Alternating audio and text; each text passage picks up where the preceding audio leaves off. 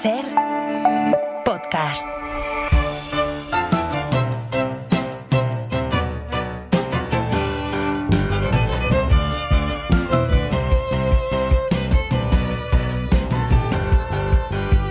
En el lado derecho de mi espalda tengo un punto negro que es casi eterno.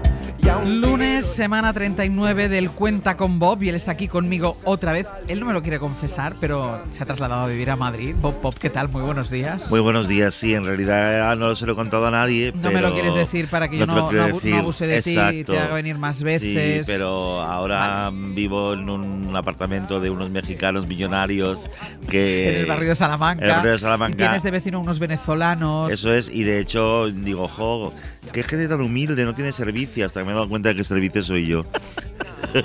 Venga, vamos a... Mira, hemos echado cuentas, porque 39 semanas son las que llevamos haciendo esta sección, con una media de 3 oyentes por sección. Has escuchado hasta ahora los problemas e inquietudes de alrededor de 117 oyentes. Bien. O sea, hay 117 personas en España, Cuyas vidas se ha arruinado. algunas en el extranjero, que van por la vida con un consejo tuyo. Bueno, pues espero que sigan yendo por la vida, o sea, Bueno. que estén ahí, gracias. Pero yo tengo curiosidad por saber de algunas de ellas, los Sí.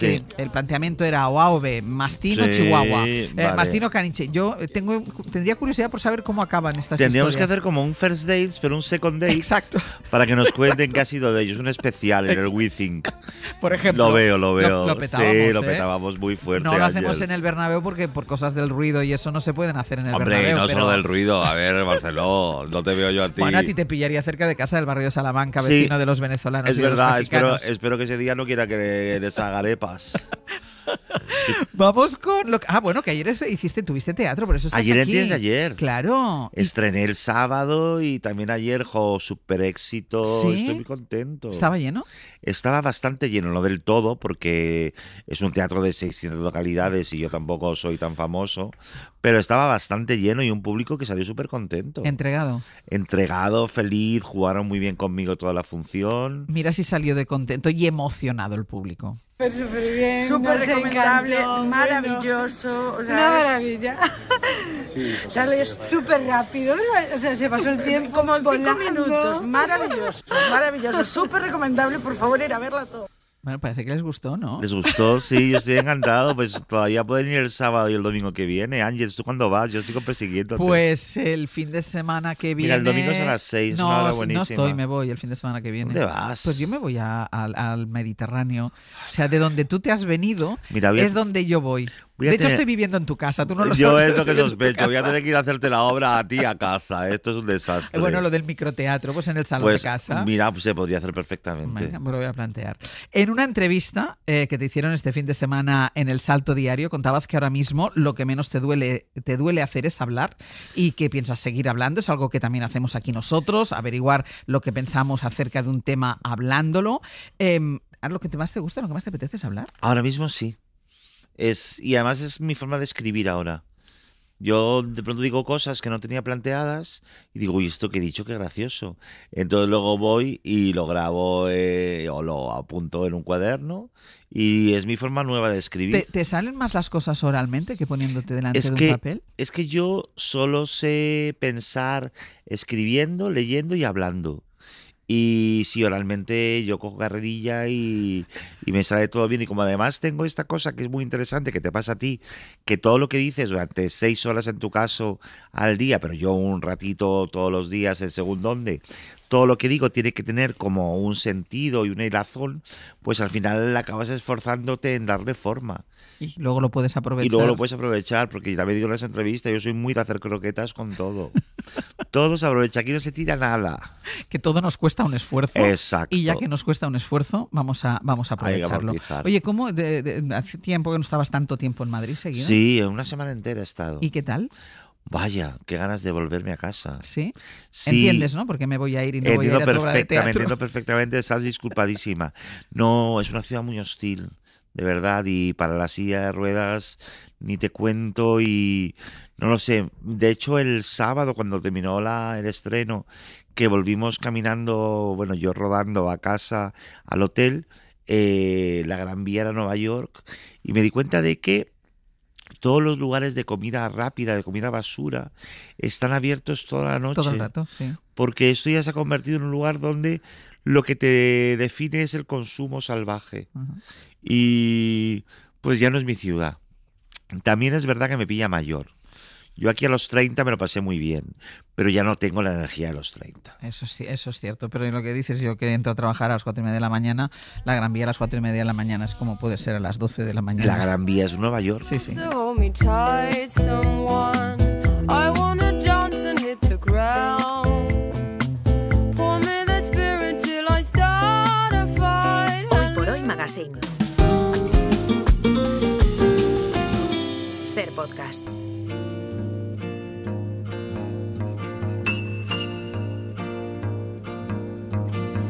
É pau, é pedra, é o fim do caminho, é o resto de toco, é pouco sozinho, é caco de vidro, é a vida, é o sol, é a noite, é a morte, é o laço, é o anzol, é peroba do cão, É o nó da madeira, é o Matita Pereira. é madeira de ferro. Aquí estamos con Bob Pop. Se abre el consultorio de esta semana con teléfonos abiertos en el 900-100-800, que es el teléfono al que ha llamado Pepa desde Málaga. ¿Qué tal, Pepa? Buenos días. Hola, buenos días. ¿Qué tal estás? Bien. ¿Bien? Nerviosa, perdida me tenéis, hija. ¿Pero por qué? ¿Por qué? No. Porque tengo muchas ganas de escucharos, Venga, pues cuéntale a Bob lo que le quieres plantear.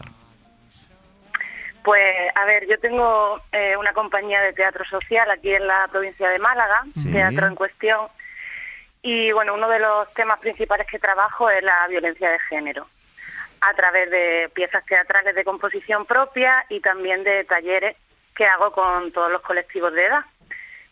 Uno de los sitios en los que trabajo es los institutos, y el año pasado y empezó a encontrarme pues discursos muy machistas dentro de las aulas, ¿no?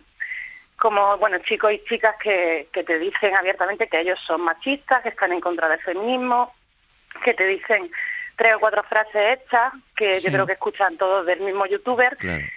pues diciendo esto, ¿no? Que el feminismo se ha pasado de rosca, que hoy en día un hombre le pega a una mujer o recibe una denuncia falsa y va directo a la cárcel, que una mujer le pega a un hombre y no le pasa nada, así, ¿no? Entonces, lo que me sucede cuando son 3 o 4 voces, pues sí puedo debatir, ¿no? Puedo hacer mis dinámicas, que yo trabajo con el teatro foro, Ujú. entonces pues muestran escenas de conflicto que tengan relacionadas con el tema y Sí. las debatimos. Pero cuando es todo el grupo el que tiene ese discurso, me resulta muy difícil pues poder desarrollar mi dinámica. Entro al final como en un debate dialéctico con ellos, como en una batalla ahí entre la clase y yo, y no consigo conectar o que realmente llegue el mensaje, ¿no? Ujú. Entonces, bueno, mi pregunta es ¿qué hago con esos grupos cuando estoy ahí en el Congreso de los Diputados debatiendo con 20 adolescentes fascistas? Pero hay una cosa, Pepa, que me parece muy interesante, que cuando es poca gente, sí consigues que se abra un debate y un diálogo, y que cuando está mucha gente junta es mucho más difícil este diálogo. Me parece importante este punto. Sí, y entiendo tu preocupación y tu lío, porque, enfrentarse a eso con razonamientos es muy complicado, porque desde donde viene la oposición es desde la emoción, desde los sentimientos, desde el miedo. O sea, yo últimamente estoy también muy preocupado, muy obsesionado con esto. De hecho, estoy trabajando con padres y educadores sobre la serie Adolescencia de Netflix. Acabo de ver una peli que se estrenó el viernes, mexicana, que se llama Hombres, ahora se me ha olvidado cómo se llama, Hombres Íntegros, perdóname, Hombres Íntegros, que es también sobre esas masculinidades tóxicas y complicadas. Y te recomiendo un libro que acaba de sacar Caitlin Moran, que se llama ¿Y los hombres qué? Porque creo que lo que nos está pasando es que no estamos entendiendo que ellos también están muy asustados y no saben cómo manifestarlo. Y lo que hacen es aferrarse a esos youtubers de los que tú hablas, que en realidad lo que hacen es decirles que la culpa es del feminismo, que las mujeres son ahora las que tienen el poder y ellos no pintan nada. Pero todo eso no es verdad. Lo que pasa es que no hay nadie que les escuche porque también hay un problema. Ellos no hablan entre ellos. No. Y hay una cosa que también me parece muy importante. El feminismo no tiene por qué hacerse cargo de la transformación de los hombres. Bastante tenéis vosotras con lo vuestro. Pero sí es importante que ellos, que existan modelos de masculinidad no tóxica, que lo hablen, que sientan que no están perdiendo nada, en realidad todo lo contrario, pero ¿cómo le dices a alguien que no está perdiendo nada cuando ha perdido ese espacio de dominio absoluto que tenía antes y cuando el modelo se rasga? Y además no solo son los influencers o los youtubers, tú rasca en casa. Yo, por ejemplo, lo primero que pienso es, vale, ¿qué conversaciones hay en casa sobre esto? ¿Qué modelo tienen en ¿Qué casa? modelo tienen en casa y qué modelo tienen los medios de comunicación? O sea, yo de verdad creo que las mujeres y el colectivo LGTBIQ+ ya no podemos seguir tirando más del carro. O sea, tenemos que conseguir que sean ellos mismos y de hecho hay fundaciones ahora y grupos de trabajo como uno que se llama Bros, que son chavales hablando en voz alta sobre lo que les pasa. Porque creo que el gran problema es que a ti, Pepa, lo que están haciendo es retarte para que de alguna manera les quites la razón, porque necesitan sentir que les vas a quitar la razón con argumentos, pero necesitan los argumentos y además es que a lo mejor tú no eres la persona. A lo mejor la persona es otro tío como ellos, pero con la cabeza en su sitio y que les diga, compañeros, o sea, dejad de hacer el cabestro, porque esto es el nuevo mundo y además vais a vivir de una manera mucho más cómoda. Pero esa transición es muy complicada y tenemos que leer y escuchar y ver todo lo que podamos para que se sientan al menos acogidos y escuchados, porque es verdad que las tías habéis hecho un proceso de lecturas, de análisis, de conversaciones que los tíos heteros deberían empezar a hacer. De hecho, ya están surgiendo libros sobre cómo romper esta vieja masculinidad tóxica. Ya hay teorías, ya hay tesis, ya hay grupos. Pues igual que el feminismo ha llegado tan lejos con tanto trabajo y tanta lucha, la nueva masculinidad no es una cosa que les vayamos a regalar a ellos. Es una cosa que tienen que currarse porque también es liberadora. Pero hay que currárselo. Pepa, ¿qué me dices? Sí, bueno, en la aula está pasando que ese discurso lo tienen tanto chicos como chicas. Entiendo lo que dice Sí. y estoy totalmente de acuerdo. Sí. Y a veces mi dificultad es eso, ¿no? Como poder llegar a su emocional, ¿no? Claro. Quizás no entrar en esa batalla que me plantean, ¿no? Porque hay momentos que a mí me moviliza también cuando son tantos y tantas con eso y a veces me cuesta entrar, o ya te digo, me cuesta incluso hacer las escenas de teatro, que yo con el teatro pues lo que busco es eso, que le podamos poner el cuerpo, que podamos salir de la cabeza, pero ya te digo, a veces que ni lo consigo porque entro en la lucha. Pero lo que me resulta curioso es esto, que ese discurso lo tienen Que tanto haya chicos como mujeres, chicas. Sí. que haya chicas que lo han asumido Pero también. siempre ha pasado. ¿Por Sí. qué? Porque los chicos se supone y el discurso que plantean es el discurso supremacista y El de la ganador. sumisión. Y entonces ellas Claro. se van a sumar al bando ganador, no van a querer, porque además también hay un problema en esta redefinición de la masculinidad y el feminismo, y es que se insista en mostrar a las mujeres como víctimas. No lo sois. Es decir, sois sujetos que ahora estáis planteando las cosas de un modo muchísimo más adulto y muchísimo más maduro. De modo que es normal que ellas también se quieran sumar al bando ganador hasta que alguien les descubra que es que ganar tal como estaban ganando es muy cansado. Pepa, no siempre hay soluciones en esta sección. No, de lo yo que hago se lo que trata, pueda. no, pero de lo que se trata es de hablarlo. Y me Claro. parece que hayas apuntado este tema y además con una realidad que tú conoces de primera mano porque estás ahí bregando con estos chavales, me parece muy importante. Mira, llévate a tus chavales al cine a ver Hombres Íntegros. Que yo Pues creo, sí, se la recomendaré. es que yo creo que la ponen en Netflix. Ah, sí, está en Netflix Ah, también. no, perdona, Ah. no. Hombres Íntegros está Hombres en Íntegros, cine. sí. Es mexicana y es muy, muy interesante el giro que da y cómo muestra según qué masculinidades tóxicas que además quedan en un punto absolutamente intocable. Sí, sí. De hecho, mira la crónica que estoy leyendo ahora, crítica de hombres íntegros, la impunidad de los privilegiados. Efectivamente. Pues Pepa, muchísimas gracias por habernos llamado y por haber puesto este tema aquí sobre la mesa. Muchísimas gracias. Nada, muchas gracias a vosotros y a vosotras, y le mando un saludo aquí a mi familia, sobre todo a mi padre y mi pareja, que os escuchan un montón. Muchísimas gracias. Un beso. Venga, gracias. Adiós, Hasta Pepa. luego. Y Adiós. mira, nos llama también, es otro asunto completamente diferente. Carmen desde Torrent. Buen día, buenos días. Hola, buenos días. A ver, cuéntanos, mira, Carmen. estoy un poco nerviosa, que sepáis que me encantáis mucho, tanto Bob como tú, y que os escucho todos los días. Qué Gracias. bien. Mi Cuéntanos. pregunta es, ¿por qué debemos de regalar a un jefe por tener un niño si no tienes demasiado contacto con él? Es que me está ocurriendo y he preguntado a la familia y unos me dicen que sí y otros me dicen que no, los menos. O sea, tu yo jefe pienso que ha no. tenido un bebé y tú crees que la convención social dice que hay que regalar y tú no quieres regalar. No es que no quiera, es que no tengo la suficiente confianza como para regalar. Pero además, Carmen, sí, ¿qué haces? prácticamente nos decimos hola, nos levantamos la mano y poco más Mira, primero, para saludarnos. tu jefe que no- te está pagando, con lo cual no tiene ningún sentido que compres un regalo con el dinero que te da Que le tu devuelvas jefe. el dinero. ¿Sabes? O sea, en realidad ese pacto hay que dejarlo claro. En segundo lugar, al jefe no se le regala nada, pero ni horas. O sea, al jefe, a no ser que te hagas amiga de él y haya otra relación, nada.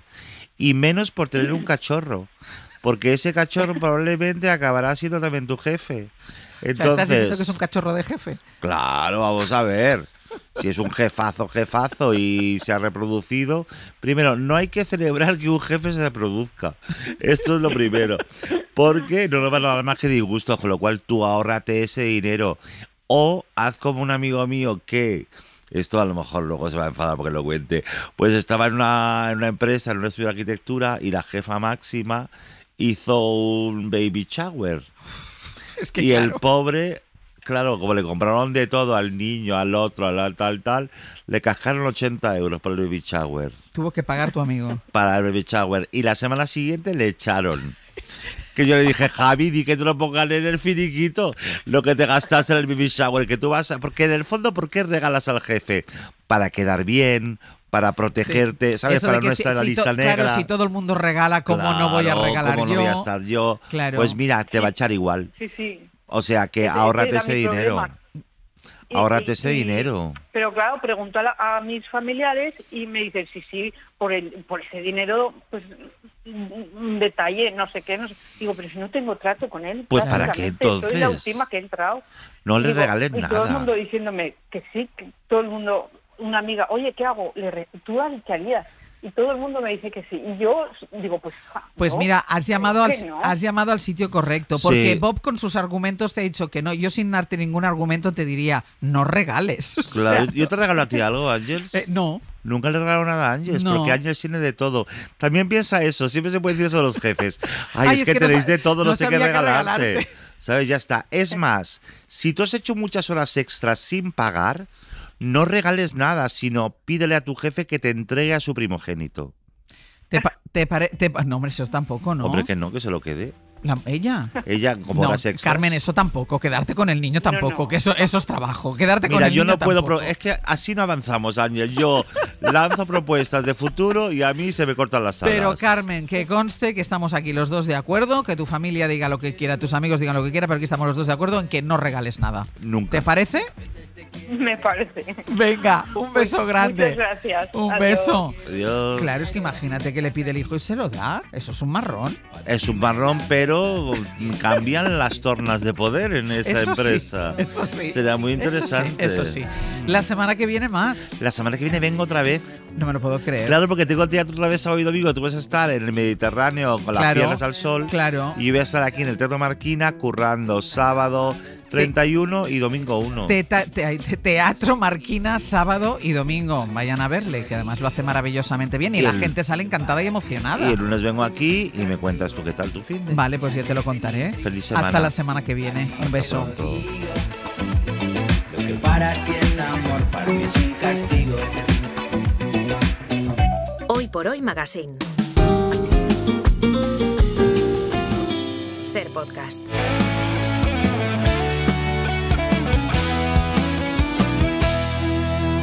Con el alma entera vamos persiguiendo sueños detrás de la pelota como valientes guerreros. ¿Cómo fue, Ibai, esa bronca que te dio Bielsa después de un partido en el Bernabéu? Esa no se me va a olvidar en la vida. ¿Qué pasó? Pues no, a día de hoy todavía me gustaría preguntarle a ver lo que le pasó. Es complicado muchas veces saber lo que le pasa por la cabeza a un genio como Marcelo. No, fue increíble porque fue 20 minutos, es más, creía que habían sido 20 minutos buenos y en 20 minutos había sido el peor del equipo. O sea, lo personalizó todo en ti. Siempre me he preguntado en el apodo del loco cuánto había de verdad, ¿eh? Con todo el respeto. Te diría que un punto, ¿no? No, es más, loco se le podría quedar corto, sobre todo en lo que es el tema fútbol. Para mí es referencia absoluta, ¿eh? Contagiados de fútbol estamos. 10 y 39 minutos de la mañana, 9:39 en Canarias. Entiendo perfectamente la perplejidad de Ibai Gómez. Al fin y al cabo, todos los lunes a estas horas convivo habitualmente entre la ausencia de cordura.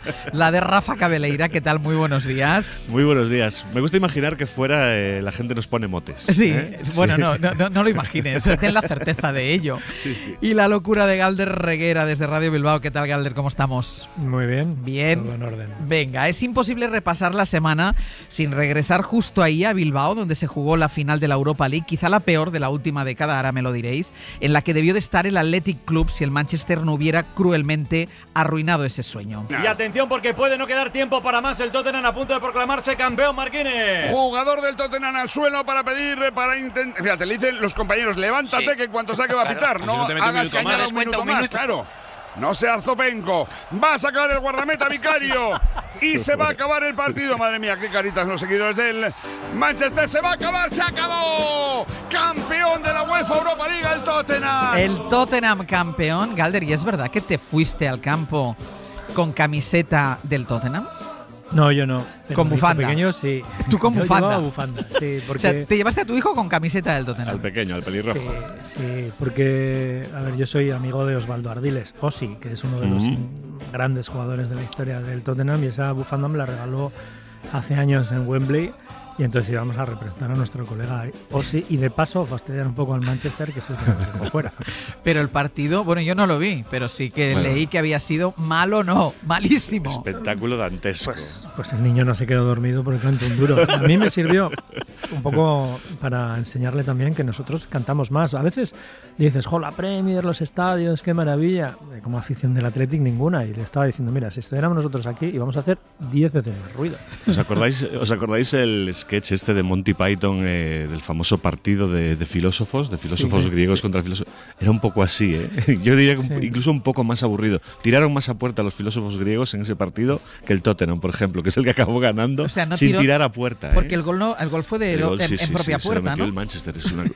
Es una cosa dantesca. Os voy a dar otro dato dantesco. El Leganés se ha ido a segunda división con 40 puntos y el Tottenham, que ha hecho 38 en su liga, va a ir a la Champions.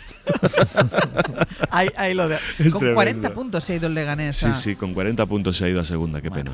Bueno, hablando de Bilbao, nos hacemos eco de la despedida de Óscar de Marcos, símbolo del Athletic, que no pudo, yo creo, explicar mejor en su retirada lo que significa, escuchen, Galder, un club como el tuyo.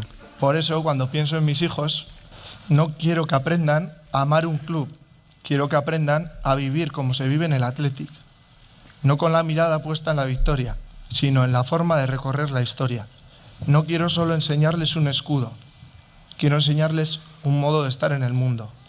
Que sepan que ser del Athletic no es una camiseta ni una bandera al viento.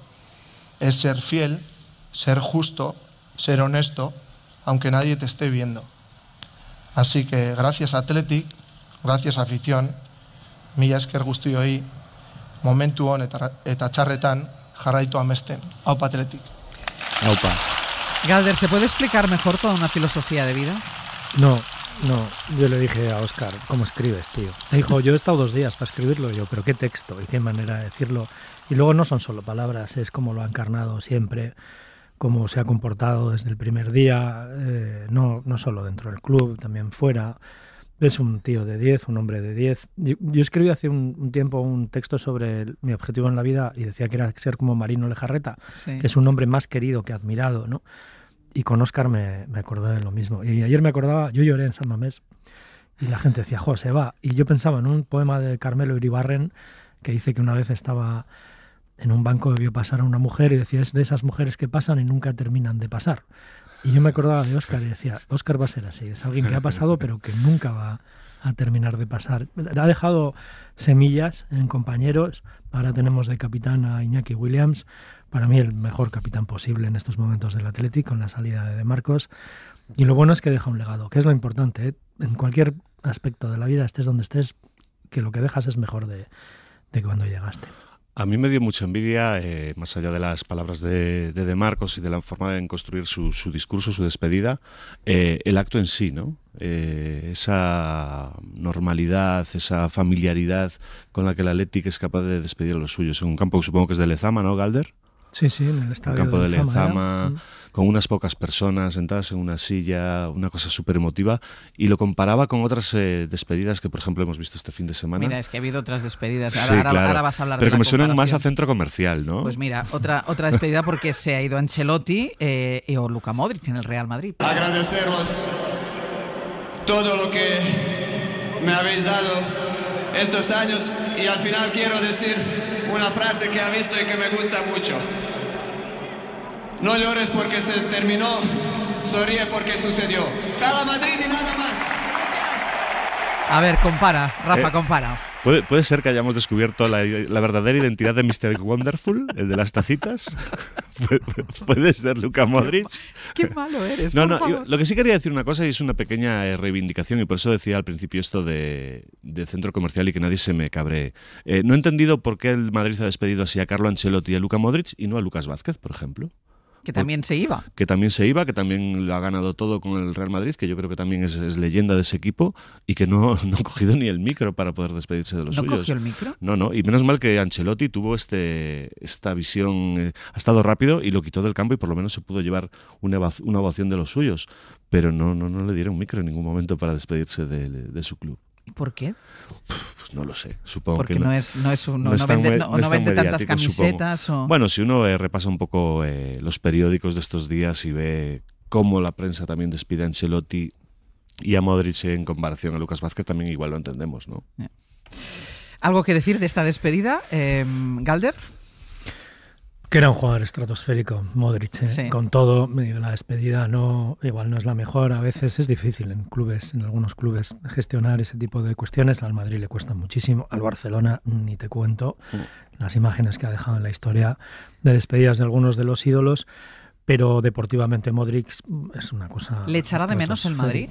Yo creo que sí, yo creo que es imposible que no le eche de menos, y sobre todo, joder, pobre del que le caiga la mochila de la herencia de alguien así.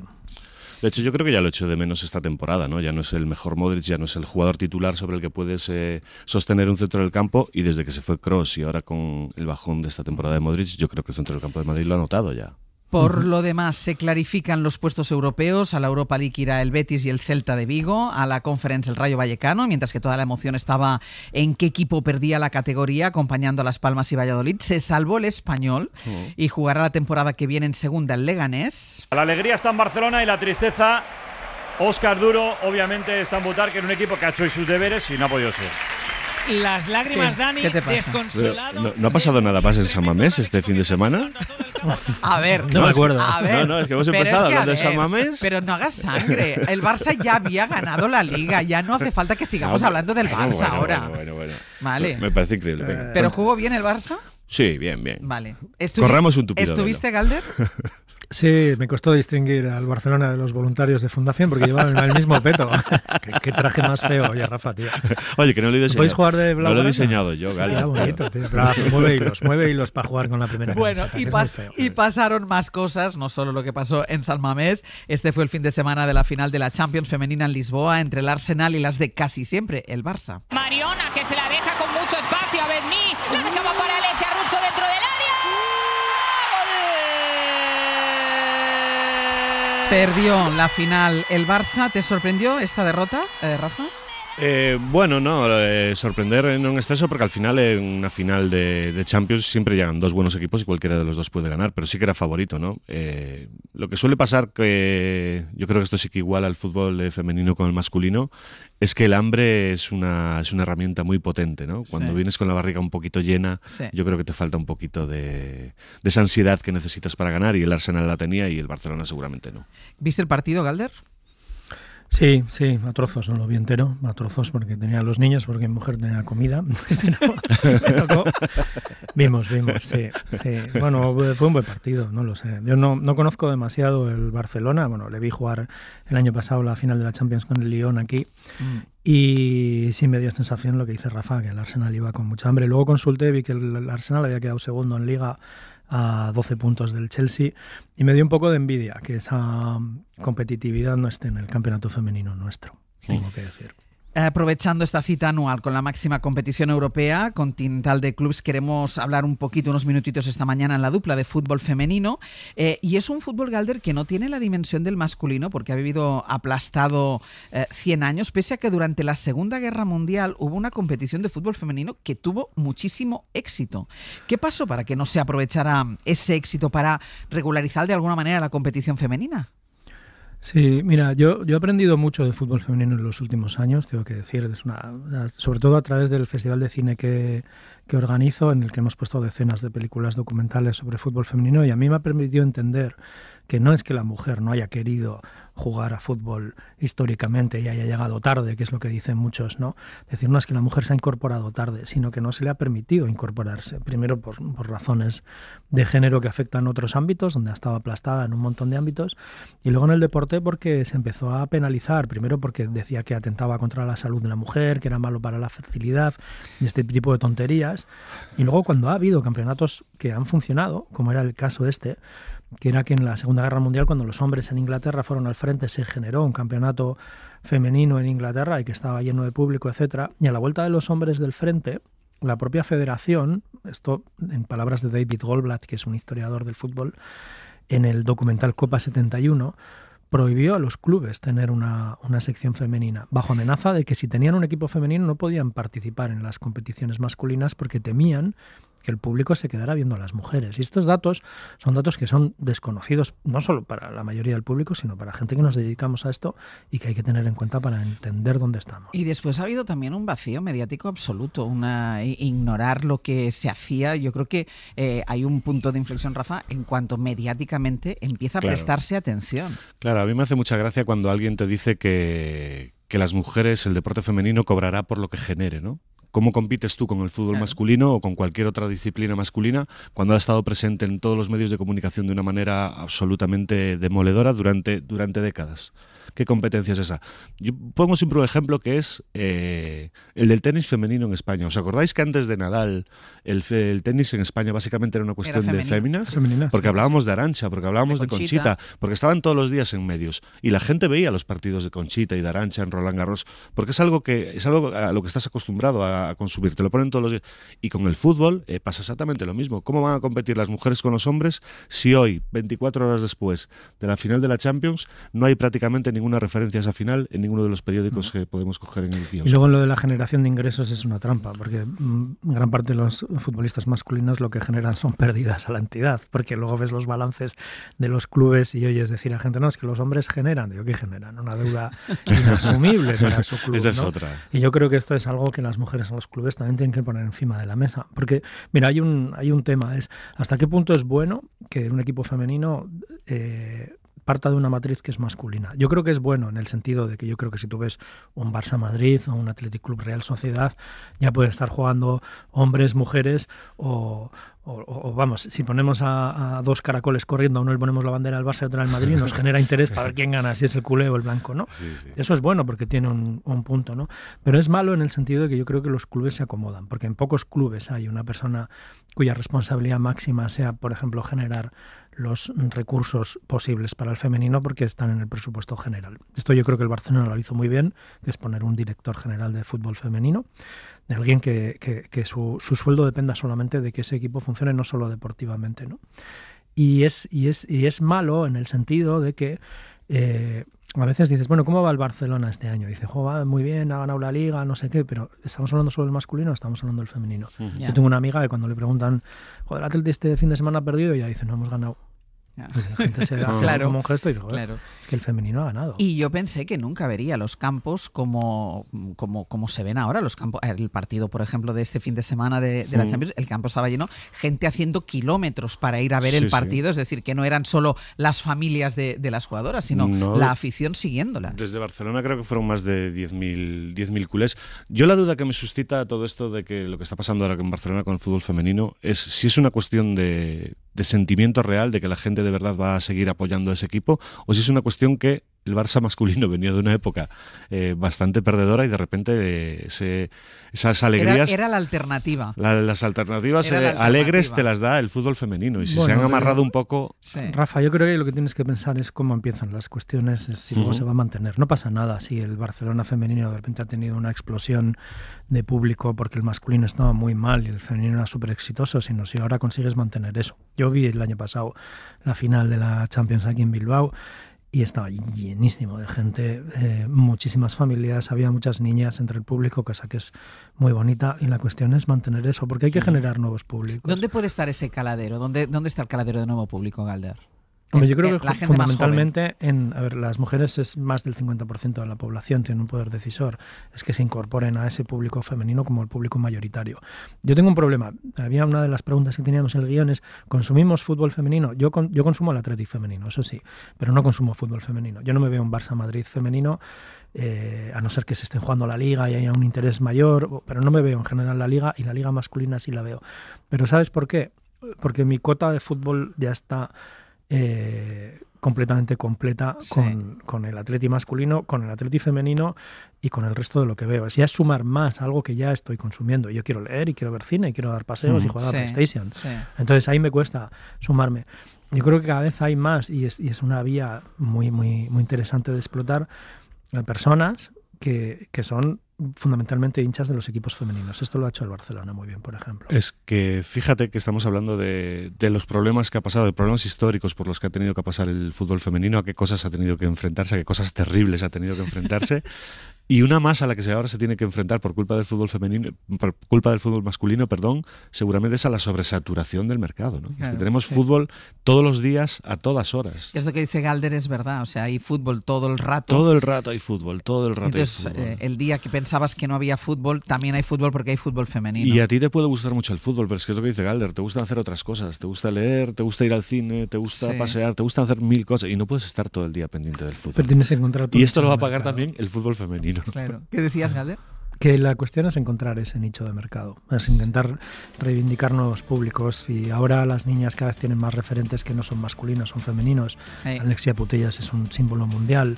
Aquí Rever a las niñas con las camisetas de los equipos, con los nombres de jugadoras en lugar de jugadores, es maravilloso. Aquí en Bilbao cada vez ves más hombres también. Ayer en San Mamés yo vi varios hombres con camisetas de jugadoras del Athletic Club, y eso es lo que va a generar que poco a poco pues esa normalización se vaya llegando a este fútbol. Pues la semana que viene más estaréis tristes porque claro, sin liga el fin de semana, no sé qué vais a hacer. Yo estoy entrando ya en depresión. ¿No? Ah, sí, ¿te vienes a Madrid? Tenemos que juntarnos. Yo es verdad. Para combatir la tristeza, veros a vosotros. Entonces va a ser una dupla chula. Vamos.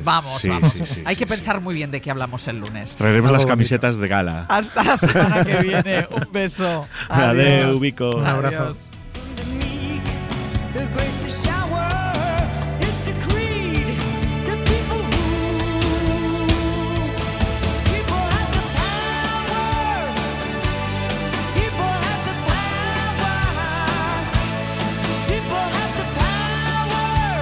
Hoy por Hoy Magazine. Ser Podcast.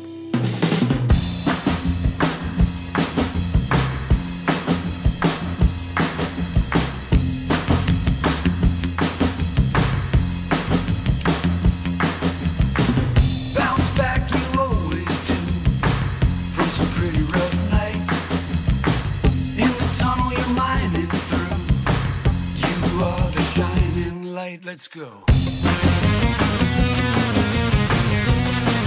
que escuchan es la sintonía que anuncia que llega nuestro artesano para hablarnos de cómo el arte nos ayuda a vivir mejor, a ser mejores personas, más críticos con el mundo que nos rodea.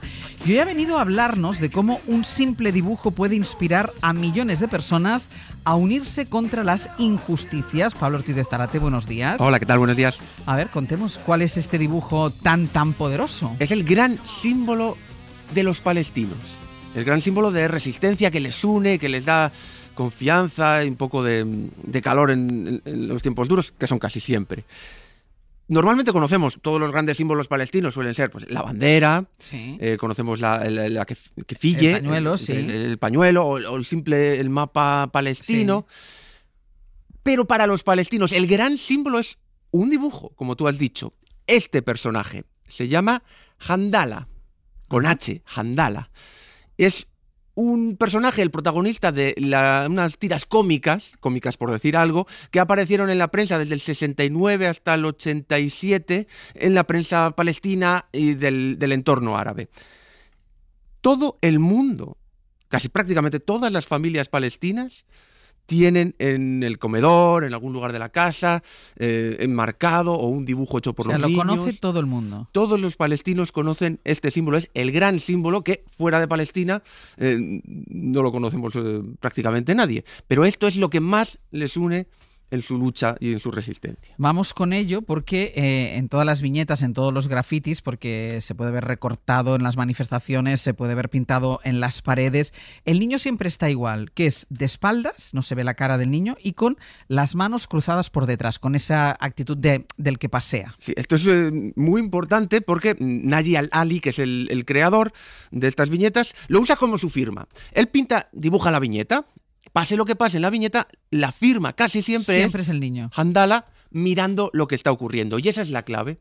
No le vemos la cara, está así, esa postura así como sí. La cabeza agacha, meditando, observando y viendo lo que está pasando.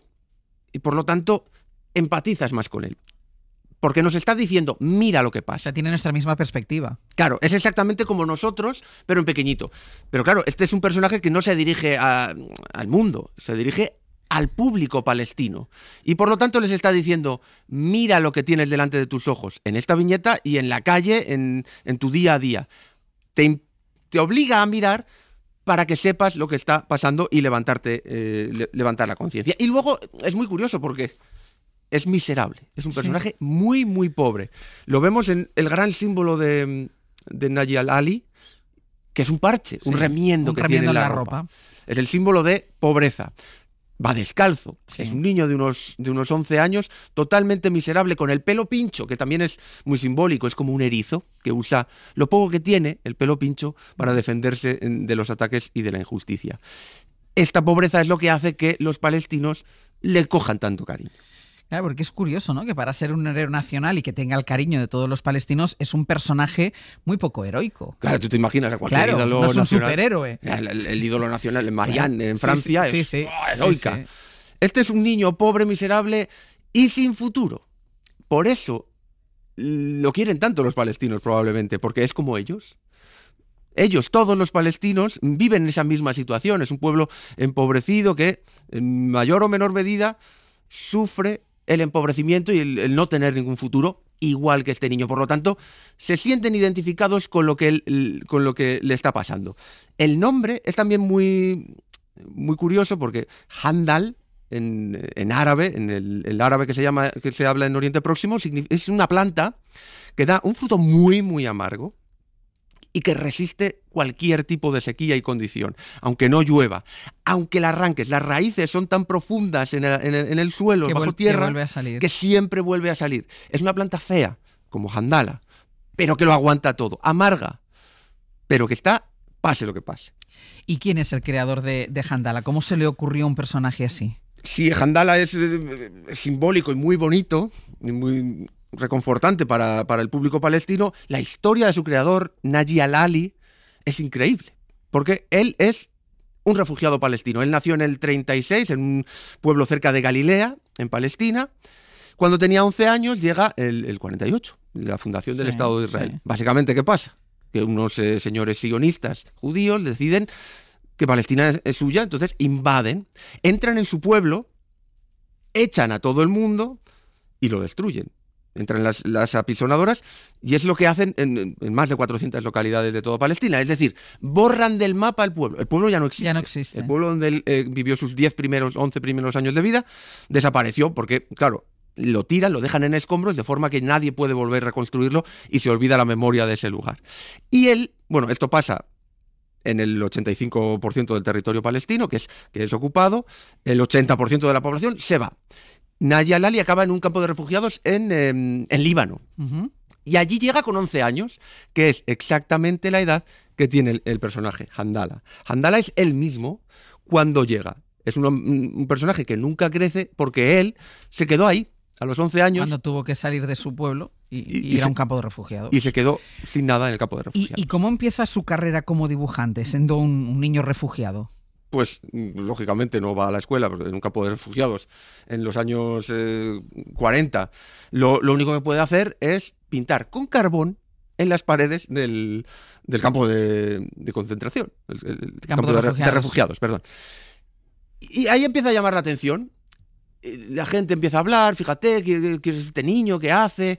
Llama la atención de un director de un periódico, al final le van ofreciendo trabajillos y acaba creando en el 69 este personaje, que es lo que lo lanza al estrellato. Y la clave de sus viñetas, lo vas a ver casi siempre, son los parches. Los personajes, el parche de la ropa, el parche que es desde que está cosido, para que todo el mundo sepa, de lo que se ponía antes en los codos o cuando se rompía un trozo de la chaqueta. Con las puntadas del hilo. Los remiendos. Los remiendos. Es el símbolo de la pobreza. Los palestinos, en las viñetas de este hombre, están llenos de parches que simbolizan la pobreza, y esa es la clave de lo que él nos está contando. Él no hace viñetas echando de menos el pueblo, haciendo una especie de llamada a la patria. Él lo que dice es: nos han empobrecido porque nos han quitado las tierras. Sus padres eran agricultores, le roban las tierras, se van a un campo de refugiados, no tienen ninguna forma de vivir, por lo tanto los palestinos no tienen ningún futuro, ninguna opción. Por eso están siempre cubiertos de parches que se convierten prácticamente en cicatrices en su alma. Esos parches se transforman en violencia. Y esto es lo que él denuncia. Fíjate en esta viñeta que te he traído aquí, que es un hombre gordo que suele simbolizar a un político corrupto. Sí, el poder. Sí, entra en un campo de refugiados y tiene que salir corriendo porque le tiran, en vez de piedras, los parches. Esos parches remiendos. Sí. Es decir, la pobreza se convierte en violencia. Y aquí lo tenemos, en esta otra viñeta que vemos aquí, en la que hay que leerlo al revés, porque los árabes escriben de derecha a izquierda. Por lo tanto, primero tenemos a un palestino con un parche pobre, que hay una bomba israelí que lo hace mucho más pobre. ¿Tiene más parches ya en la ropa? Tiene tantos parches en la ropa que acaban transformándose esos parches en esa vestimenta de camuflaje. Y con un fusil en la mano. Coge las armas y entonces llega la violencia. La pobreza es lo que engendra violencia. Y hay aquí otro que me llama mucho la atención, una mujer en la camilla que acaba de parir y el recién nacido es un bebé bomba. Es uno de mis favoritos, cualquiera que lo esté escuchando. Para que la gente se haga una idea, él lleva la mecha, ¿no? O sea, lo que sale del ombligo, en lugar del cordón umbilical, es la mecha. Exacto. Es una mujer tumbada en la camilla, llena de parches. Llena de parches la bata, porque es una mujer palestina pobre. Y una mujer palestina pobre que da a luz un bebé palestino pobre. Y esos parches en el bebé ya se han transformado en el traje de camuflaje, y el cordón umbilical, como decías, se ha transformado en una mecha de una bomba. Es decir, es la pobreza lo que engendra violencia. Esta es la clave del mensaje que siempre repite Nadia al-Ali en sus viñetas. Él nos dice, es la estrategia de Israel. Nos bloquean, nos empobrecen, no tenemos tierras, no tenemos ninguna posibilidad de subsistir y de salir adelante, y eso hace que al final alguien, tarde o temprano, si nos radicalizamos, se radicaliza, recurre a la violencia, y justo en ese momento ya está justificado arrasar con todo. Ese es el gran mensaje que refleja en una viñeta cualquiera que no lo esté viendo. Esta es impresionante, ¿eh? Sí, que ponga en el canal de YouTube y que lo vea, porque resume perfectamente la estrategia de pobreza, violencia, represión. Y hay, en estas otras viñetas que me has traído, dibuja muchas llaves también. Las llaves son otro símbolo muy querido de los palestinos. Veréis muchas veces en manifestaciones, en pancartas, llaves. Son las llaves que las familias palestinas se llevaron cuando les quitaron su casa. Con la esperanza, ellos creían, en el 48 y luego en oleadas, que podrían volver en algún momento. Sí, siempre pensaban, esto no durará mucho, tarde o temprano es imposible que el mundo permita esto. Entonces, se llevaban las llaves de casa y hoy, generaciones después, muchos años después, siguen manteniendo las llaves de esas casas como recuerdo del lugar al que no van a poder volver, porque generalmente esas casas ya no existen. Y es muy curioso, él dibuja siempre esas llaves como el recuerdo. Sí. Mujeres que lloran, sus lágrimas se convierten en mirillas por donde entrará la llave para abrir la puerta de su casa. Y esto es muy curioso porque aquí en España sabemos muy bien, en Toledo, por ejemplo, hace 500 años, cuando expulsaron a los judíos, las familias también se llevaron las llaves, porque creían que, bueno, cuando volvieran, nunca volvieron, pero se llevaran las llaves de su casa, y hoy, 500 años después, muchas generaciones después, muchas familias judías mantienen las llaves. Mantienen las llaves como símbolo de lo que nos quitaron. Qué curioso que hoy sean los palestinos los que tienen exactamente el mismo símbolo. Y luego también usa otro símbolo. Handala siempre está de testigo en todas estas viñetas, le puedes ver. Iba a decir, en todas las viñetas se ve al niño, se ve a Handala, sí, que es como la firma, observando. Lo mismo que vemos nosotros, lo está mirando él. Diciéndole a los palestinos, mira esto, mira lo que tienes delante, no te calles. Hay muchas referencias al cristianismo. Otra idea que él quería divulgar es que nos hacen creer que el conflicto en Oriente Próximo es un conflicto entre árabes y judíos. Pero los palestinos, antes del 48, era una sociedad formada por mayoría árabe, pero también había judíos y había cristianos. Sí. Y hay muchas referencias a Cristo, cruces, Cristo con la llave, crucificado, pero con la llave de la casa que le quitaron, recordando Belén, para decirnos que esa es una sociedad multicultural, que no es una guerra de árabes radicales y terroristas contra judíos, sino que es un terreno en el que vivían apaciblemente y en el que ya no se puede vivir. Y yo imagino que Naya Lali, al ser creador de un símbolo palestino con una potencia, con una fuerza como esto, como Handala, se verá un héroe en el mundo árabe. Pues no. ¿No? Es un héroe para la gente de a pie, para la población corriente, los pobres, que son como Handala, niños pobres toda la vida.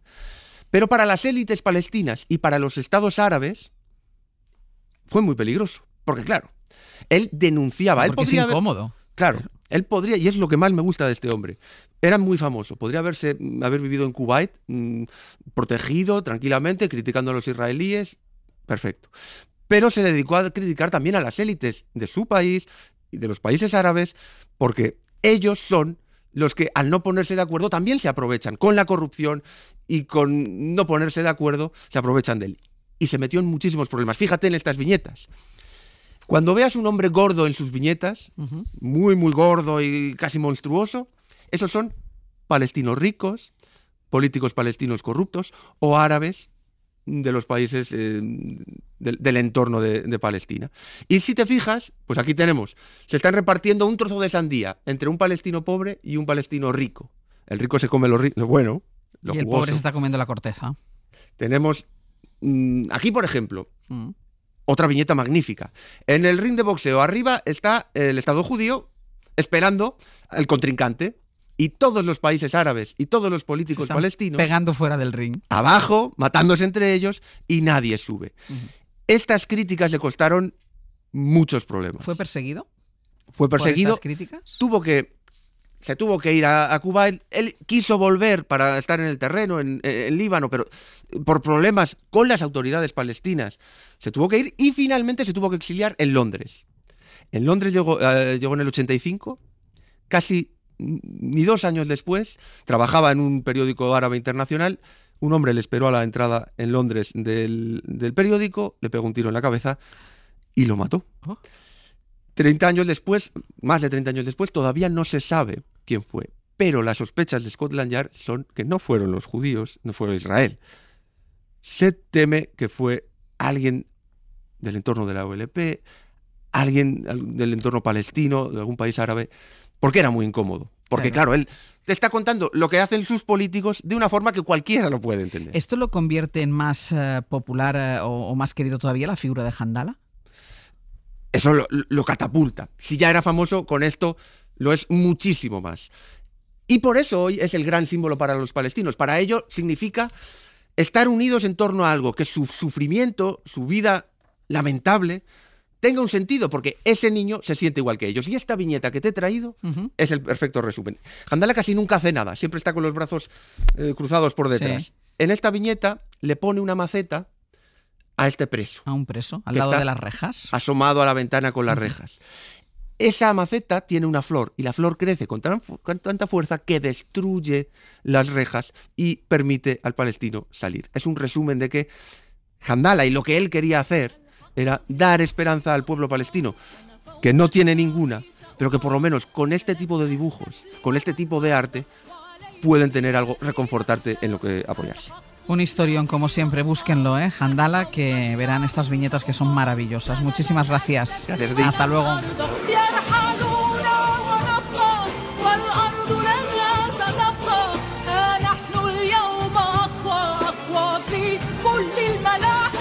Hoy por Hoy Magazine. Ser podcast.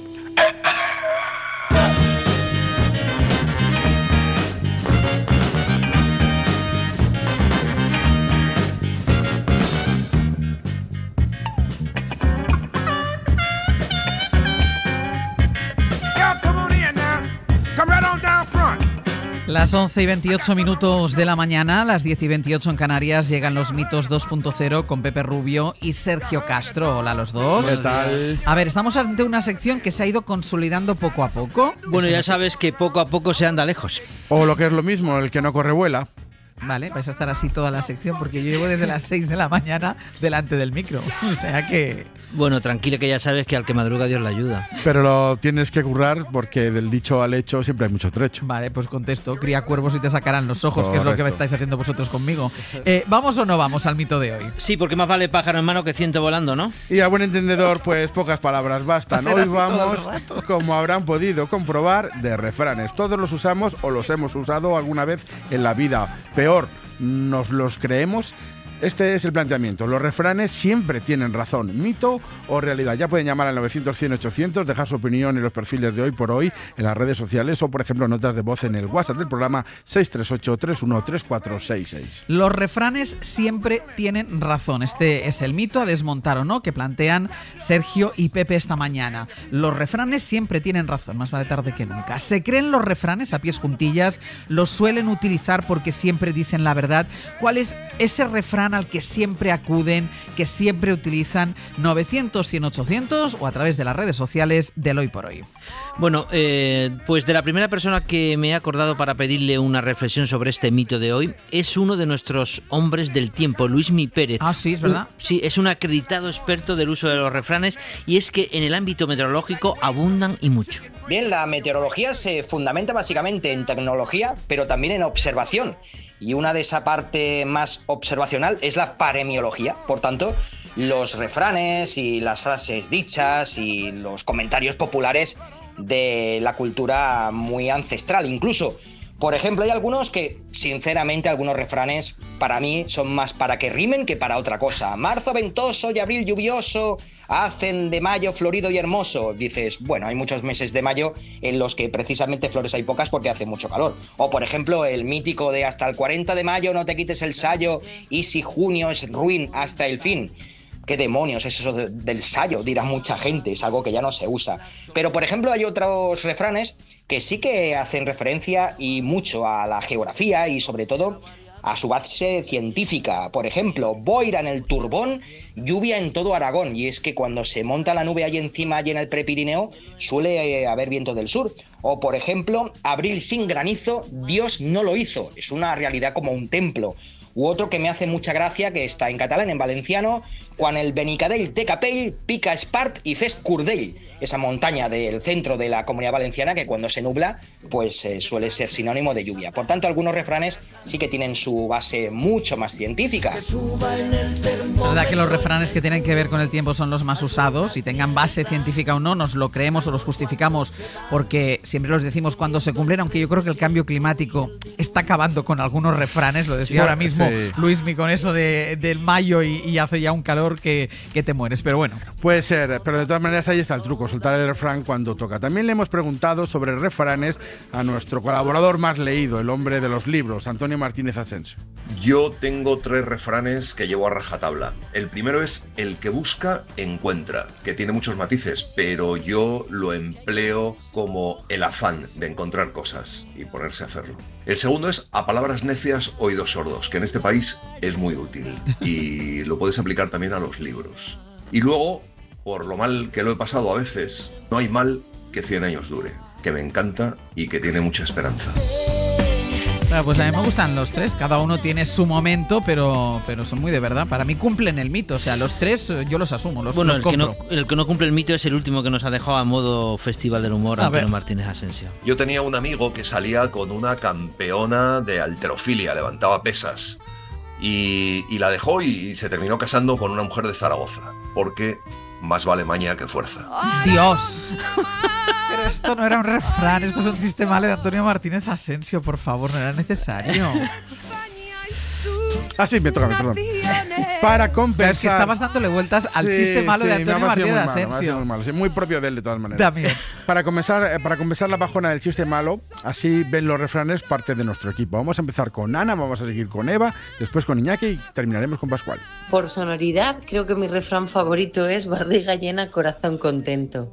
Pero como filosofía de vida me quedo con 2. Al mal tiempo buena cara, o no hay mal que por bien no venga. Yo no soy muy de refranes. Me parece que trasladan una visión de la vida muy conservadora, pero en fin, si tuviera que quedarme con uno, me quedaría con uno que efectivamente traslada una visión conservadora y poco generosa con el prójimo, pero que nos guste o no es verdad, que es: quien a buen árbol se arrima, buena sombra le cobija. Para mí los refranes que mejor recogen la esencia de la vida y que creo que siempre te acaban dando la razón son todos los que tienen que ver con el tiempo. Es decir, nunca es tarde si la dicha es buena, arrieritos somos y en el camino nos encontraremos, o el que ríe el último ríe mejor, y si no, tiempo al tiempo. Aclarémonos. O a quien madruga Dios le ayuda, o no por mucho madrugar amanece más temprano. ¿Cuál de los dos tiene razón? Yo qué sé, para mí esto es un lío. No sabía yo que Maluma tiraba también de refranes. Sí, la música como la vida está llena de refranes, aunque no todos los utilizan bien, como cada semana escuchamos en la unidad de vigilancia de Isaías La Fuente en La Ventana. Aquí hay un dicho que dicen que el que abraza mucho no aprieta. Hay varios dichos relacionados con eso. Sí, pero como han visto la condena de hoy, pues el refrán de cuando veas las barbas de tu vecino, aplícate las tuyas. A buenas horas, mangas largas, pero está bien ya que ha pasado ahora. Que yo creo que eran mangas cortas, pero que oye, que igual en Miami como hacía fresquito. Verdes. Joder, que son verdes. Ahora parece que donde dije ¿cómo es? Donde dijo digo, donde dije digo, pues digo Diego. Es que ni siquiera era capaz de decir bien los refranes, Mariano Rajoy. Último argumento antes de presentar a nuestra experta de hoy. Vamos con nuestra Lola Pons, nuestra experta de la lengua, que se va hasta Cervantes para definir los refranes. Don Quijote definía así los refranes. Decía que eran sentencias breves, sacadas de la experiencia y especulación de nuestros antiguos sabios. Los refranes son frases anónimas, muy extendidas, a veces compartidas entre lenguas, que transmiten una sabiduría popular sobre un asunto concreto. Son muy abundantes las morales, las que tienen enseñanzas gastronómicas, de meteorología, y siempre incluyen una parte de agudeza. O sea, el refrán no dice: en situaciones extremas la gente hace cosas inusuales. El refrán dice: el hambre echa al lobo del monte. Mito a desmontar o a confirmar. Los refranes siempre tienen razón. ¿Mito o realidad? 900, 100, 800 para que nos den su opinión o que compartan con nosotros ese refrán que ustedes siempre tienen en la boca, que siempre utilizan. 900, 100, 800. Y ahora presentamos a nuestra experta. Bueno, nuestra experta es la mujer que nos ha puesto en bandeja el mito de hoy con su libro. Es lingüista Sonia Gómez Jordana, autora de ¿Por qué los refranes siempre tienen razón?, editado por Archiletras. Sonia Gómez Jordana, ¿qué tal? Muy buenos días. Hola, muy buenos días, claro, muchas gracias. Ya con el título de tu libro entiendo que tú confirmas, es una realidad, no es un mito. Los Por refranes supuesto. siempre tienen razón. Por supuesto, yo vengo aquí a defender mi libro y a defender mi teoría, que es los refranes siempre tienen razón. ¿Y todos o puedes encontrar alguno? Que yo decía antes y tú sentías con la cabeza, digo, el cambio climático le ha hecho mucho daño a los refranes del tiempo, por ejemplo. Claro, realmente no es que todos los refranes tengan razón, sino que el sistema del refrán siempre tiene razón. Es decir, que mi idea es que tenemos una mochila cargada de fórmulas proverbiales, cargada de refranes, y que en cada situación podemos utilizar uno. Y siempre vamos a tener uno que va a tener razón. Y efectivamente aquí lo curioso, que lo decía uno de los oyentes, ¿no? Uno de los participantes, que decía, pero bueno, me hago un lío, porque a quien madruga Dios le ayuda, pero también no por mucho madrugar amanece más temprano. Entonces, ¿qué pasa? ¿Cuál es el que tiene razón? Bueno, pues el sistema proverbial es el que tiene razón, ¿no? Yo cuantos más refranes tenga en mi mochila, cuanto más léxico tenga, mejor voy a poder argumentar. En una ocasión me viene bien, no por mucho madrugar amanece más temprano, pero en otra ocasión me va a venir bien el otro. Siempre salen ganando. Ese es mi afán y lo he de lograr. No importa el esfuerzo, no importa el lugar. Saldré a combatir y mi lema será defender la virtud aunque deba el infierno pisar. Porque sé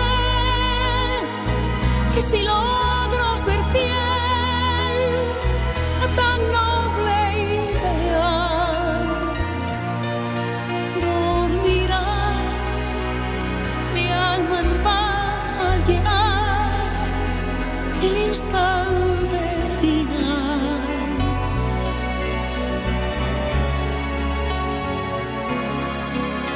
Luchar por un mundo mejor, perseguir lo mejor que hay en ti, llegar donde nadie ha llegado y soñar lo imposible.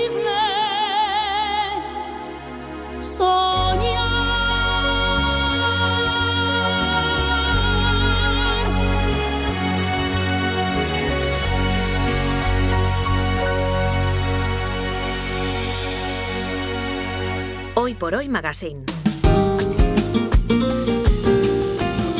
Ser podcast. Ojos que no ven, corazón que no siente. Te falla toda la mente.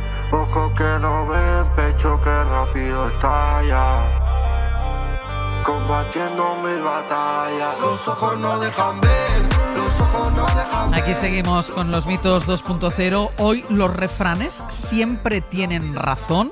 Es el mito que nos han planteado hoy Pepe Rubio y Sergio Castro. A ver, ¿sois de utilizar refranes, Sergio? No creo, la verdad es que no. Y es verdad que creo que juegan muy a ganador y que se utilizan exactamente en el punto en el que te dan la razón. Es más, iba a decir que era una cosa que es verdad que es intergeneracional, pero que se ha parado, que la gente joven ahora no lo utiliza, pero estoy escuchando a Morat, que en mi casa es religión absoluta.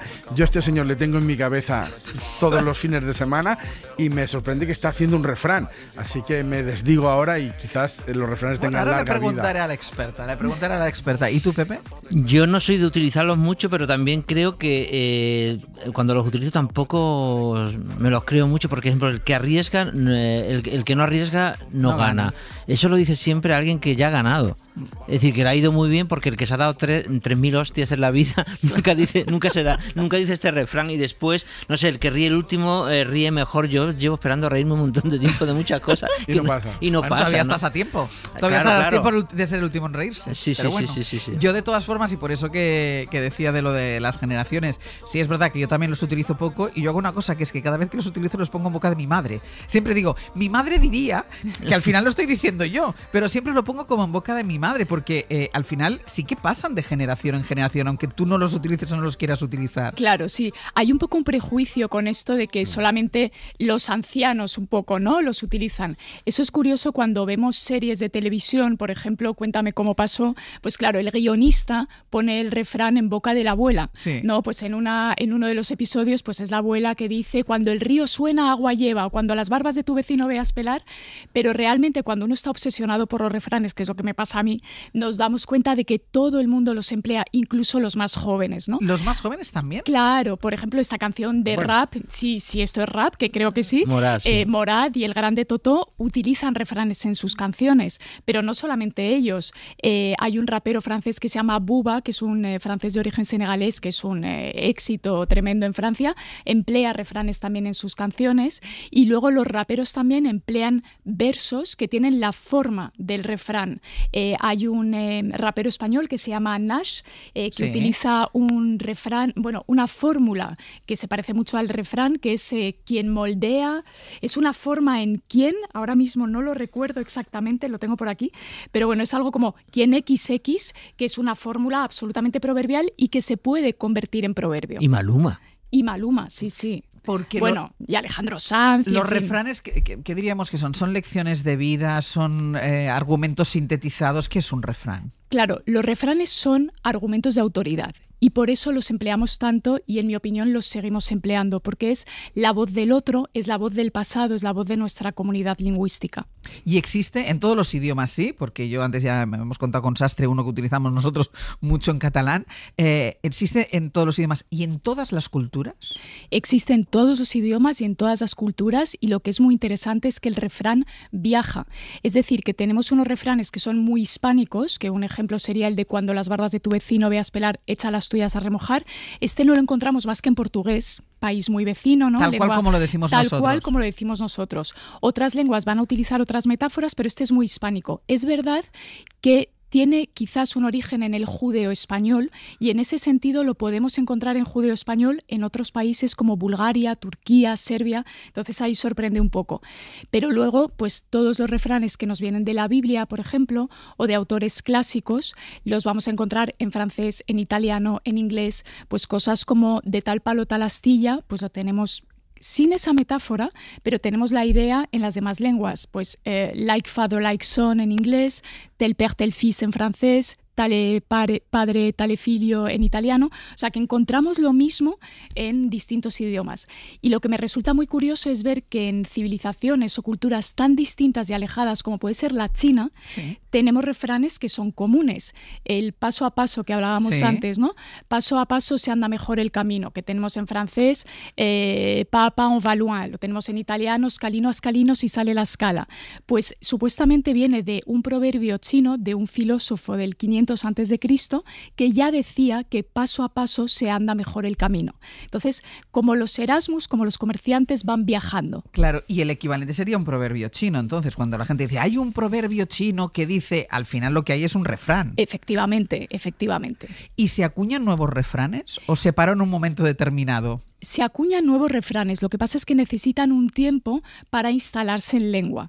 Por ejemplo, en inglés tenemos el no news, good news, que en francés está muy instalado, que es pas de nouvelle, bonne nouvelle, y en español yo creo que se va a poder acabar instalando. Es verdad que yo he oído ya algún español decirlo tal cual en inglés. Total, es lo que te iba a decir ¿verdad? ahora. Se escuchan mucho en los chats de padres cuando se van de excursión, que siempre hay un padre que dice, ¿dónde están los niños que han desaparecido? ¿Y cómo es?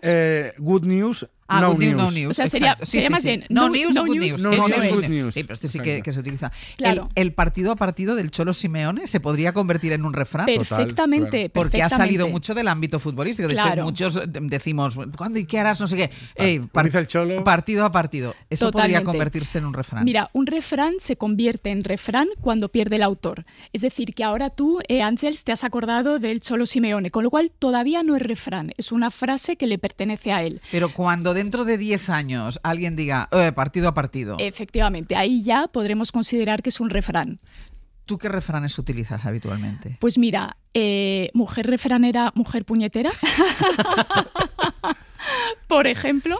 Y luego hay uno que me gusta mucho por la sonoridad, que es el de cuando el grajo vuela abajo hace un frío del carajo. Ah, es verdad. Que ese, para decírselo a un francés o a un inglés para que practiquen un poquito, está bien. Y son sobre todo también, decíamos, son argumentos de vida, pero son sobre todo mucho sentido común. En un refrán hay mucho sentido común. En principio sí, porque es algo que nos viene bien, que el refrán lo vamos a utilizar siempre para apoyar una idea que nosotros queremos defender. Entonces es verdad que cuando los analizamos en discurso, que es a lo que me dedico yo, ¿no? A ver el contexto en el que un periodista lo ha empleado, vemos que el periodista o cualquier locutor utiliza una frase suya, un argumento suyo, y va a necesitar apoyarlo con un argumento que no le pertenece. Entonces, en principio va a ser un argumento de sentido común. Luego los hay más pacíficos y los hay más violentos, porque el ojo por ojo, diente por diente, por ejemplo, es muy violento. Claro, y es un refrán. Y es un refrán. Y es un refrán. Mira, los oyentes estábamos pidiendo que nos dieran su opinión sobre los refranes, si los utilizan, si creen que son mito o son realidad, si siempre tienen la razón, mito o realidad, que nos digan también los refranes que ustedes utilizan habitualmente. Nos llama Castillo desde Murcia. ¿Qué tal? Muy buenos días. Hola, buenos días, Ángel. ¿Qué tal? Lo primero que quiero decir, que me levanto contigo y me acuesto con Aimar Bretos. Eso también lo podríamos convertir en un refrán, ¿eh? Porque esto, como la gente que nos llama habitualmente lo dice, esto acabará siendo un refrán, estoy convencida. Sí, sí, bueno, es que me acompañáis siempre. Muchas bueno, gracias. pues yo Cuéntanos. tengo que contar que mi madre murió hace 34 años, y Sí. yo era una cría, y ahora tengo ya 60 años, ¿no? Y entonces mi madre decía muchos refranes. Y a mí me daba rabia, Ángel, porque yo la veía, estábamos comprando y soltaba un refrán. Y yo, mamá, ¿pero por qué dices tantos refranes? Uno con otro, ¿no? Bueno, pues yo me he hecho mayor y ahora soy yo. Soy yo la reina de los refranes en mi casa. Pero tú haces, Castillo, como yo, que yo siempre digo, como diría mi madre, yo siempre lo pongo en boca de mi madre. Tú haces lo mismo, yo también. ¿ves? Sí, lo hacemos así, los hermanos, porque es que mi madre era una refranera total. Y yo ahora digo muchos refranes. Y me han preguntado vuestro compañero que cuál es el que más me gusta. Pues hay uno que es obras son amores y no las buenas razones. Sí. Porque además me vuelven a llevar al recuerdo de mi madre, que era una mujer de una bondad, bueno, increíble, de ayudar a los demás, y nunca contaba las cosas que hacía, ¿no? Sí. Entonces era eso, ¿no? El amor se demuestra pues haciendo cosas por los demás, ¿no? Cuando los quieres, lo que quieres es que la gente esté feliz y ayudar al que lo necesite. Entonces, claro, los refranes están unidos al recuerdo de mi madre constantemente. Qué bonito, Castillo. Muchísimas gracias. Un beso. Gracias a vosotros. Adiós, buenos días. Un beso. Adiós. Como adiós. eres, obras son amores y no buenas razones. Claro, aquí es curioso porque se suele decir que los refranes se transmiten tal cual de generación en generación, y en realidad se transmiten de generación en generación, como estamos viendo, pero hay variantes, tanto en el tiempo como en el espacio y como en las familias, ¿no? El refrán que ella ha empleado, yo lo conozco también con la segunda parte, con y no pocas razones, con lo cual ahí vamos a poder tener un poco de variantes, pero siempre dentro de un mismo molde. Con la misma idea. Conchi, desde Salamanca, buenos días. Hola, buenos días. Cuéntanos, Conchi. Pues yo creo que hay varios refranes que son contradictorios. Sí. Por ejemplo, no hay dos sin tres. Sí. Vamos a ver. Si tú te las has pegado 2 veces y vuelves a hacerlo, quiere decir que a la tercera no va a ir la vencida. Claro. O sea, no hay 2 sin 3, te la vas a volver a pegar. Que la tercera no contradicción- va a ser la buena. Claro. Pero luego está el a la tercera va la vencida, lo que querría decir que sí, que a la tercera te va a salir bien. Ya. De refranes. Ese, por ejemplo, es uno. Sí. Y luego, en manos que no dais, ¿qué esperáis? Vale. Pero quien más da es el que más pierde. Yo he dado mucho y he recibido más tortas que otra cosa. Y no era precisamente lo que yo esperaba. Antes lo decía. Y luego, Dime. acaba de decir uno ella que me ha recordado otro, también, que es quien no arriesga no gana. Sí. Bueno, pues quien arriesga no pierde. Sí. Pues Conchi, Quien no arriesga no pierde. Conchi, muchísimas gracias. Estos son los ya hemos dicho que nos salían muchos más refranes contradictorios, ¿no? Efectivamente, que lo curioso es eso, que tenemos una mochila cargada de fórmulas proverbiales y en cada situación, oye, pues me viene bien este, pues hoy me viene bien el otro. Y la última, Inmaculada, desde Alicante. Buenos días. Buenos días. A ver, Inmaculada, dinos. Mira, yo quisiera recordar a mi padre, como los anteriores, Sí. que siempre me dijo que hay un refrán que con el paso del tiempo lo hemos distorsionado, Sí. que es nunca es tarde si la dicha es buena. Y él decía que una dicha siempre es buena. Por lo tanto, el refrán tenía que ser nunca es tarde si la dicha llega. ¿Eso es así? ¿Es así? Es que todo el mundo lo decimos, nunca es tarde si la dicha es buena. Una dicha siempre es buena. Claro. Claro, sí es verdad. Si no es dicha. Didi. Entonces yo eso es la reflexión que él me hacía. Dice, con el paso del tiempo se ha distorsionado, creo yo, él pensaba que era eso, lo mismo no, es verdad. Y yo le dije, bueno, pues yo cuando esté en grupo y cuando esté, pues yo lo haré esa reflexión que lo vaya pensando la gente. Utilizas la fórmula de tu padre. Podría ser una posibilidad, que lo decías tú cuando se transformaban los refranes. Totalmente. O sea, cada familia tiene sus refranes y pueden hacer con ellos lo que les dé la gana. Queda claro que que los sirven para todo los refranes. Sirven para todo porque hay tantos que es una realidad, no es un mito. Le damos la razón al libro de Sonia. Totalmente. Claro. Garantizado. Garantizado. El libro de Sonia, que es ¿Por qué los refranes siempre tienen razón? Sonia Gómez Jordana, muchísimas gracias, ha sido un placer. Muchísimas gracias a vosotros. Hasta luego. Encantada. Si es por esos libros, nunca aprendo a coger el cielo con las manos, a reír y a llorar lo que te canto, a coser mi alma rota, a perder el miedo a quedar como un idiota y a empezar la casa por el tejado. Hoy por hoy Magazine. Ser podcast. Yeah, yeah. Yeah, yeah. Baby, no me llames que yo estoy ocupada, olvidando tus males. Yo decidí que esta noche se sale con toda mi moto, mami, con todas mis yales. Yo ando despechada, a loca, bajé con un flow nuevo a caja, baby. Os estoy dando el gusto a los que os gusta esta canción para que la escuchéis un ratito más. Te sube el ánimo un poco. Sí, no sube el ánimo. Es muy pegadiza. No sube el ánimo, se pone mucho. Sí. Esto habría que empezar a controlar. Sí, también. Ya Estoy se de acuerdo pone contigo. y tantas otras. Más duodinámico. Estoy de acuerdo contigo. Más moral. Más moral. Bueno, a mí también me pone loco.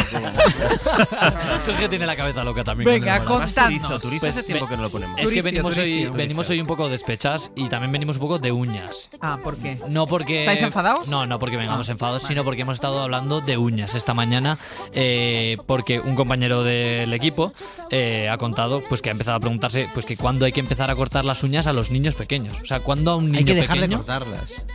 ¿Cómo? ¿Cuándo hay que dejar de cortarlas? Será. Claro, porque a los bebés hay que cortarles las uñas. yo y había- ya, cuando esto se todavía tú arañan. no lo sabes.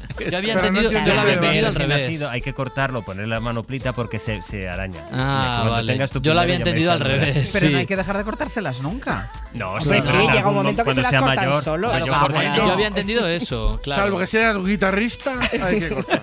No, Sí, porque... pero entiendo que la duda es, pues ya cuando tienen 11, que se las Claro, corten no, ellos es que solos. ese es el problema que con 11 yo 11. recuerdo que a mí mi madre no existía, yo creo cuando yo era pequeño no existía ni el corta uñas. Hombre, sí, pero Ah, que le dices las uñas. por favor. sí, no, pero a mí me daban unas tijeras de la costura de mi madre. Tijeras de costura, en Sí, mi casa con el también. Y me cuchillo de decía, cortar el niño, pan. que esas uñas que las tienes fatal, córtatelas. Y me daba y yo tenía 5 años y me sentaba ahí en el escaloncito y yo me las cortaba solo.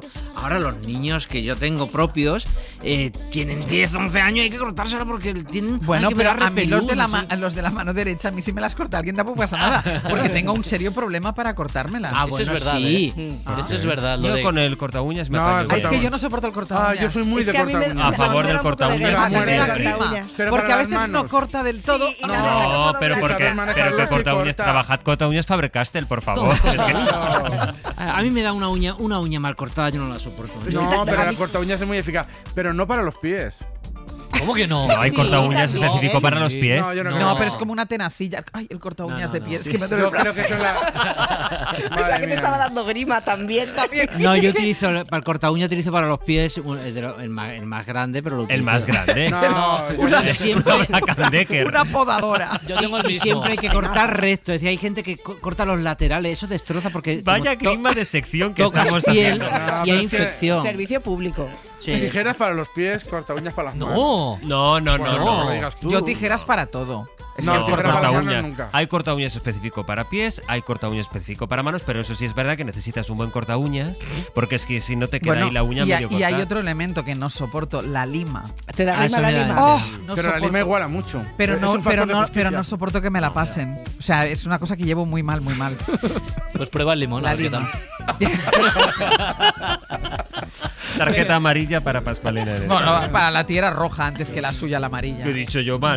No, vamos. ¿Qué he dicho yo hoy Entonces, mal? ¿cuál era el tema, Pascu? Las uñas. Nada, uñas, sin más. Pues lo que hemos hablado. Este no está muy definido. Cuando le cortas las uñas a tus hijos, ¿usas tijeras o corta uñas? Para cortar las uñas a tus hijos. Yo corta uñas. empiezo a utilizar ahora corta uñas porque a los niños, no sé por qué, el corta uñas le da mal rollo al principio cuando son más pequeños. Pero hay unas tijerillas pequeñitas que tienen ahí el final redondeado. Sí. Eso no se corta ni nada. ¿Tú qué te las cortas con las de la cocina? No, hombre, corta uñas. El del pan, con el cuchillo del pan. Qué bien Dua Lipa.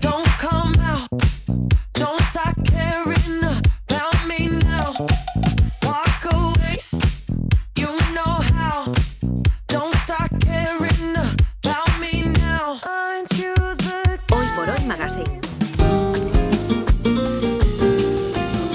Ser podcast. Woke up buddy with a pistol in my hand. In the bag full of cash 'cause I robbed the bank. Pues vamos, Ana, con el último compás. Que va a ser para Pablo Ortiz de Zárate, si os parece bien, porque hoy nos ha traído el arte para resistir. Nos ha contado la historia que hay detrás del dibujo de un niño que está de espaldas y que encontramos en todas las casas y las calles en Palestina. Es Handala, es creación del intelectual Nayi al-Ali, que dio voz a su pueblo y denunció su situación con sus viñetas.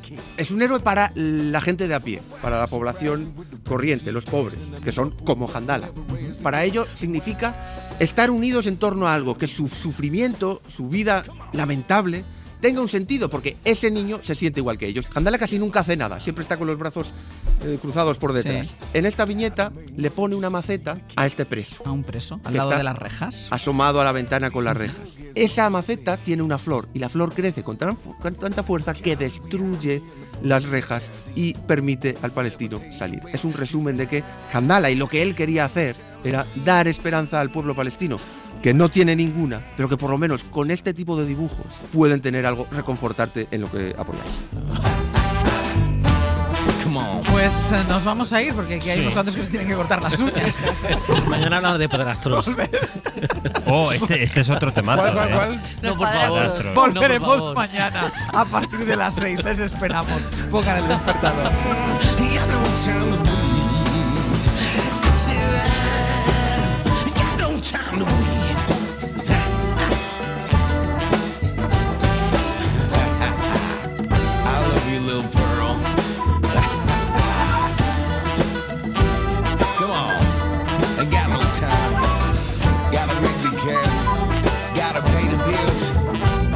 Para no perderte ningún episodio, síguenos en la aplicación o la web de la SER, Podium Podcast o tu plataforma de audio favorita.